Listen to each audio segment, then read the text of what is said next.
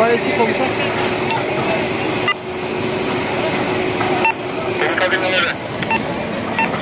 Komutan, kapalı alan içerisinde samanlar yanıyor. Mücadele ediyoruz. Hayvanlarla ilgili bir, sirayetle ilgili bir sıkıntı yok. Saman olduğu için biraz zaman alacak komutan.